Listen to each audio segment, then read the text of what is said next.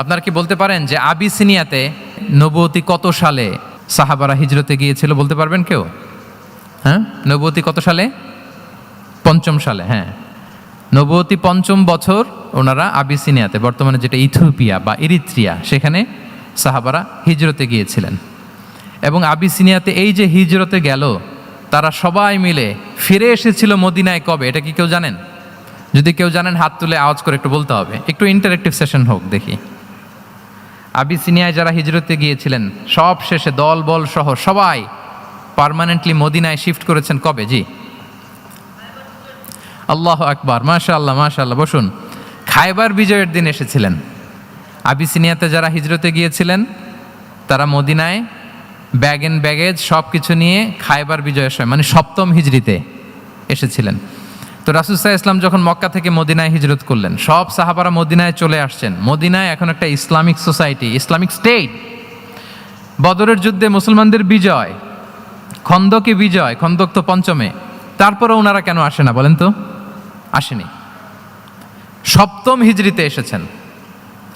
জাফর রাদিয়াল্লাহু তাআলা আনহুর নেতৃত্বে, সাইয়েদনা আলী রাদিয়াল্লাহু তাআলা আনহুর আপন ভাই, বড় ভাই, ওনার নেতৃত্বে যখন সপ্তম হিজরিতে প্রায় ওখানে যাওয়ার 15 বছর পর যখন তারা সবাই ফিরলেন, রাসূল সাল্লাল্লাহু আলাইহি ওয়াসাল্লাম এত খুশি হলেন, তিনি বললেন, মা আদরি বি আইয়িহিমা আনা আফরাহ বি ফাতহি খাইবার আও বি কুদুমি জাফর।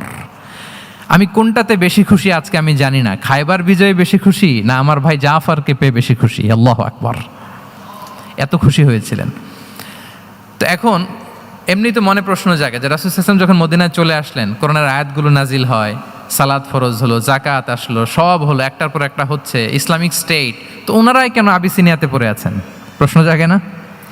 ওই সময় একটা ক্রাইসিস মোমেন্ট ছিল, তখন ওনারা গিয়েছিল আবিসিনিয়াতে, কিন্তু আসে না কেন? ওনারা এসেছেন সপ্তম হিজরিতে। এর কারণ আবিসিনিয়ায় কিছু মুসলিমদেরকে রেখে দেওয়া, এটা রাসূলুল্লাহ সাল্লাল্লাহু আলাইহি ওয়াসাল্লামের প্ল্যান বি ছিল। কি ছিল? Plan B.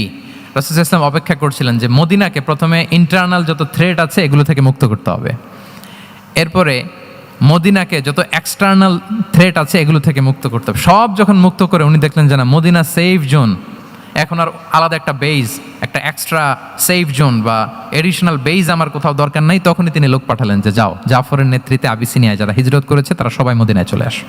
সুবহানাল্লাহি বিহামদি। তাহলে একটা প্ল্যানে কাজ করতেন না। আমরা তো এরকম করি, একটাই প্ল্যান। প্ল্যান কয়টা?